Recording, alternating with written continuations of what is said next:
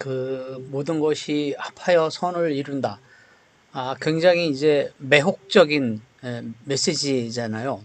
굉장히 우리에게 힘을 주는 메시지인데 여기 단서가 있지 않습니까? 단서가 믿는 자에게 이제 합하여 선을 이루도록 해 주시는 것이지 뭐 믿지 않는 자, 제멋대로 사는 자에게 합하여 선을 이루도록 하면 세상이 뒤죽박죽이 되겠죠. 저는 그래서 이제 저도 이 성경 말씀을 가지고 이제 말씀을 나눈 적이 있는데요. 그런데 오늘 말씀은 거기에 대한 해석은 조금 의외였습니다. 영어로 말씀을 들으니까 그 믿는 자라고 하는 우리가 생각하는 그 믿는 자라는 것이 에, 그 유대인과 그 다음에 또 그러니까 선택받은 선민들과 그 다음에 이 뽑힌 chosen 뽑힌 자들 그러니까 우리가 선택받은 사람들 선민과 그 다음에 이제 믿는 사람들 이방인으로서 믿게 된 사람들 초대받은 사람들이죠 말하자면 그래서 두 공동체가 이루어졌을 때 합하여 선을 이룬다. 조금 새로운 해석으로 제가 다가왔습니다.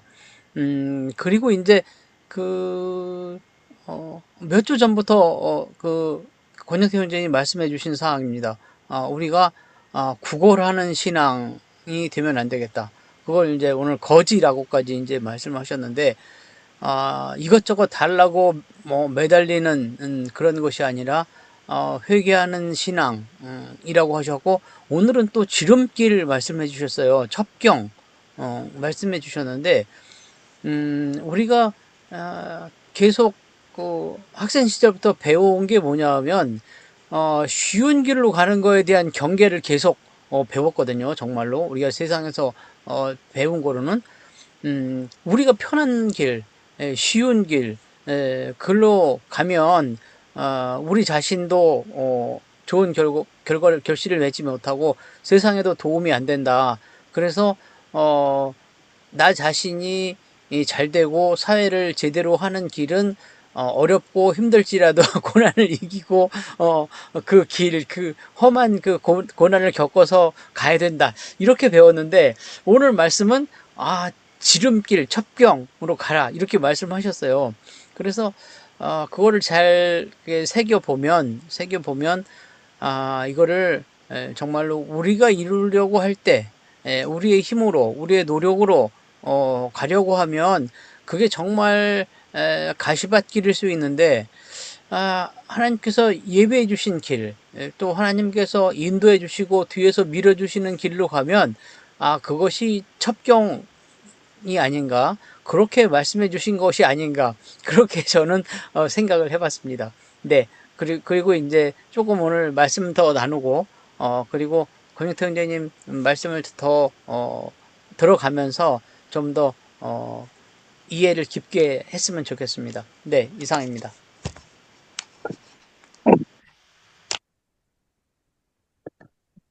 배은천 형제님 말씀 감사합니다.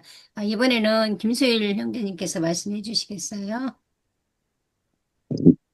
예, 우리 권혁대 형제님 말씀 잘 들었는데요. 모든 것에 협력하여 가지고 그 기독교가 로마라는 거대한 국가를 삼켜버리고 로마의 국교가 지정이 돼 버렸죠. 근데 이제 이건 어디까지나 제 생각입니다. 차라리 기독교가 로마의 국교가 되지 않았었더라면은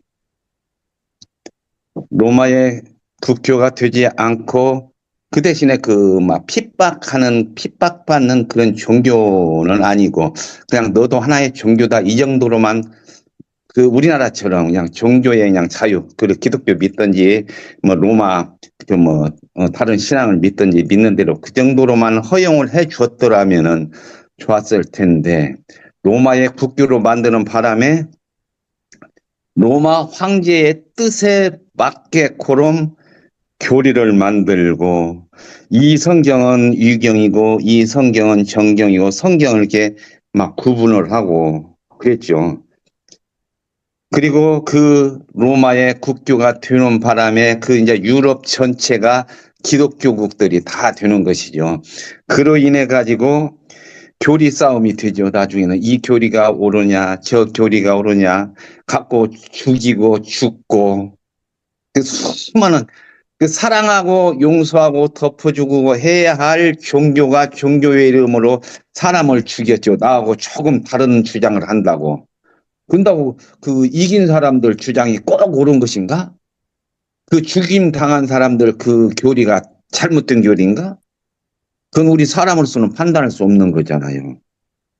그리고 그 종교라는 이름으로 뭐 십자가 전쟁도 벌여가지고 수많은 사람들 죽이고 그 십자군병들 그 못된 행실들 얼마나 많이 했습니까? 그리고 그 신앙이 지금까지 내려와가지고 지금에 와가지고는 물질신앙, 성공신앙, 기복신앙 그래가지고 지금 이 지구상에 있는 기독교가 지금 어쩌면은 멸망 직전 아마 100년 안에 흔적만 좀 남아있고 교리 정도만 남아있고 그러지 않을까. 지금 아마 지구상에서 빨리 사라질 종교가 기독교가 아닐까.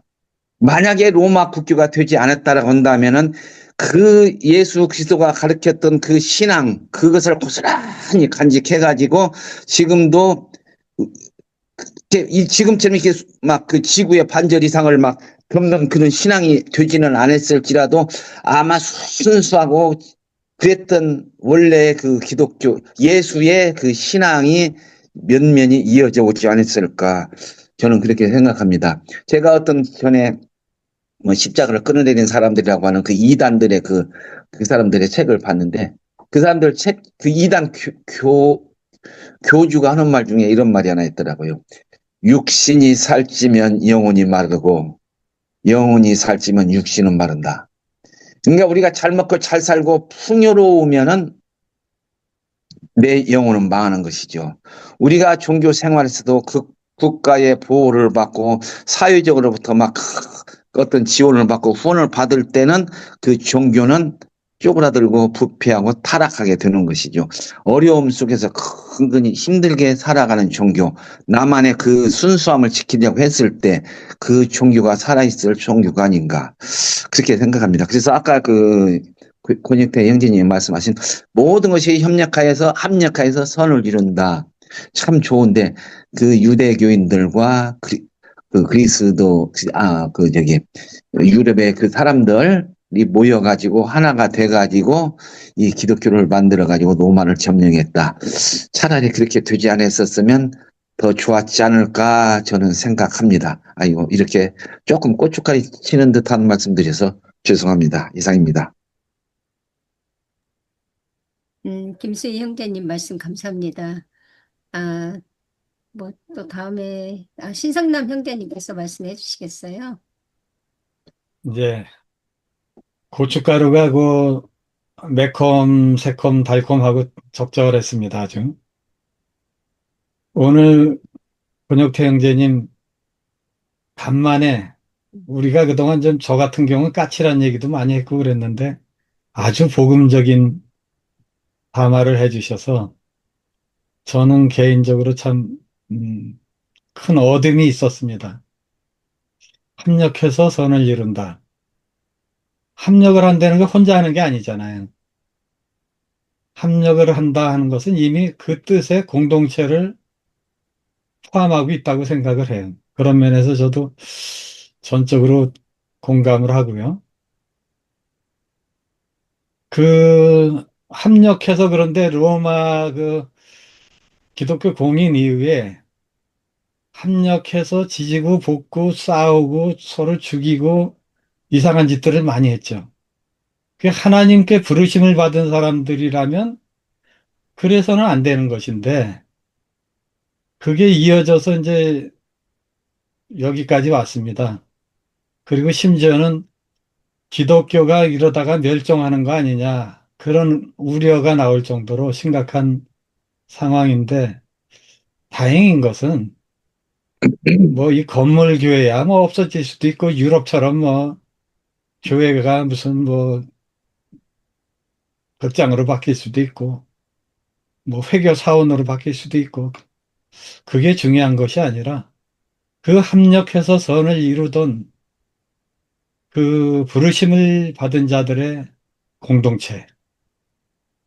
아마 저는 그런 모임은 없어지지 않을 거라고 생각해요. 뭐 숫자가 문제겠지만 그것은 뭐 숫자가 진리는 아니니까. 그런 면에서는 우리 아들남도 그런 큰 흐름 중에 작은 개울이라도 되자. 뭐 그런 소망을 좀 가져보게 되고요. 참으로 합력하는 이 신앙이 필요하다. 지금 요즘같이 개인주의가 발전하고 물질주의가 발전하고 마치 틀린 것을 옳은 것처럼 아주 TV에 나와서 발표하고 뭐 외교 무대에 나와서 떠들고 그래도 힘이 없는 나라들은 거기에 대해서 뭐 바르게 뭐 대항도 못하고 참 이게 정의가 아니잖아요. 이게 정의가 없잖아요. 그런 면에서 의에 줄이고 목마른 자에게 복이 있다 말씀하신 그 예수의 정신을 그래도 따르겠다. 그 가르침을 따르겠다 하는 그런 사람들이 계속 이어졌으면 좋겠고요. 그, 그런 정신이, 그런 정신을 서로 격려하고 하는 그런 좋은 시간들이 계속 있었으면 좋겠습니다. 오늘 귀한 담화를 주셔서 참으로 감사합니다. 예, 신상남 형제님 말씀 감사합니다. 아, 자, 이번에 뭐 말씀이 없으실까요? 이동규 형제님 말씀해 주세요. 예, 다른 분들이 다 얘기했으니까 저는 한 가지만 느낀 점을 얘기하면 오늘 권혁태 형제님 담화를 들으면서 권혁태 형제님이 참 천재 아닐까 이런 생각을 해봤어요. 왜 그런가 하면 그 창의적이고 그런 게 아주 정도를 지나칠 정도로 하셨다는 부분이 요한복음 5장 베데스다 연못의 예수님의 기적인데 그거를 전에 그 김흥재 형제는 I have no man 나는 나를 도와주는 사람이 없어서 나는 병을 치유할 수 없었다 라는 일종의 어떤 복지의 사각지대 민중들의 어려운 현실 아픔 뭐 이런 걸로 이렇게 시각을 봤는데 오늘은 누죽걸삼이라고 얘기하죠. 누워있으면 죽고 걸으면 산다. 저도 이제 많이 아팠을 때 움직이지도 힘들고 기력도 없는데 그래도 꾸준히 이렇게 하루에 한 8,000보씩 걸으려고 해갖고 건강을 회복한 적이 있었거든요. 그래서 누구보다 누워있으면 죽고 걸으면 산다라는 걸 아는데 그거를 넘어서 문장에 그 38년 된 중풍 환자가 자리를 깔고 누워있을 때 예수님이 오셔서 야, 너 그 자리를 들고 걸어서 가라 연못으로 너 누워있으면 죽고 걸어서 가면 산다 이런 얘기로 그거를 해석하신 거예요. 야, 내 무릎을 치면서 천재 아니야? 이런 생각을 했어요. 근데 곱씹어 생각해 보니까 그렇게 해석해도 괜찮을 수 있는 부분인 것 같아요. 그러니까 직접 침례하지 않으시고, 그러니까 혹시 그 중풍 환자가 걸을 수 있는데 마음의 병, 그 다음에 상황 때문에 안 걸은 건 아닌가라는 생각도 들었어요. 아까 그 얘기를 들으면서. 우리도 충분히 걸을 수 있는데 안 걷고 있지 않는가라는 어떤 그런 생각까지 저도 갖게 됐어요. 그 얘기를 들으면서. 그래서 그렇게 해석하시고 그거를 또 사도행전에서 그런 또 누죽걸삼 예를 듣고 하는 걸 보니까 성경이라는 부분들이 보는 사람에 따라서 참 무한히 해석할 수 있구나. 그리고 그 안에 새로운 또 은혜를 성령님이 주실 수 있구나라는 생각을 했고 특히 저는 그 얘기에서 내가 걸어서 연못에 가서 나를 치유할 수 있는데 내가 안 걸은 게 아닌가 이런 생각도 한번 해봤습니다. 굉장히 그 창의적인 해석에 아까 굉장히 놀라움을 표현합니다. 예, 이상입니다. 예, 이번에 이덕훈교 형제님 정말 말씀 감사하고요. 박정섭 자매님 또 말씀해 주세요. 네, 아, 한국에 노령 인구가 많아져서 그런지 유튜브 같은 데 보면은, 뭐, 마지막까지 나를 지켜줄 뭐 몇 가지, 뭐, 노후 대책 뭐 이런 것들이 많이 나오더라고요. 근데 이제 들어보면은 너무 뻔한 얘기라 이제 잘 듣지 않고 그랬는데, 얼마 전에 한번 이렇게 그 썸네일이 좀 눈에 띄어서 들어봤거든요. 마지막까지 나를 지켜줄 5가지가 나왔더라고요. 그래서 그 제목을 가지고 친구들이나 누구한테 마지막까지 나를 지켜줄 5가지가 뭘 것 같아? 그러고 물어보면 이제 대부분 있어요. 돈이다, 친구다, 딸이다, 뭐 이제 이런 걸로 얘기를 하거든요. 근데 여기서 말하는 그 5가지 중에 하나는 아마 여기 계시는 분들도 못 알아맞힐 것 같다는 생각이 드는데, 거기서 나온 첫 번째는, 허벅지 근육이에요.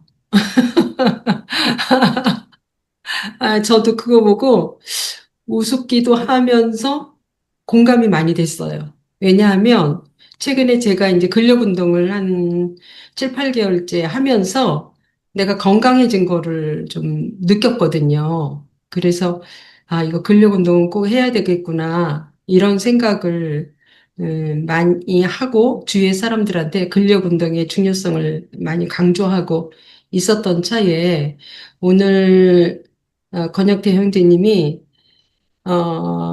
걸어야 산다라고 말씀하시면서 그게 예수님과 베드로의 건강법이라고 이렇게 말씀하셔가지고 저는 이제 이 성경을 읽으면서 그 생각은 못 했거든요.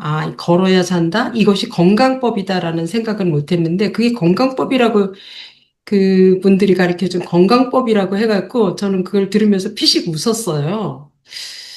그런데 이제 점점 담화를 끝까지 듣고 보니까 이게 걷는 것이 이걸 영적으로 해석을 하셨더라고요. 중생이고 거듭남이고 구원이다라고 이렇게 풀어 주셔서 참 성경을 깊게 보시는구나. 나는 거기까지 걷는다가 그냥 육체적으로 걷는다만 생각을 했지. 누웠던 사람들이 돌아서서 새로운 길을 간다라는 생각을 못했는데 그렇게 오늘 풀어주셔서 참 깊게 보시는구나 이런 생각을 했습니다. 이상입니다.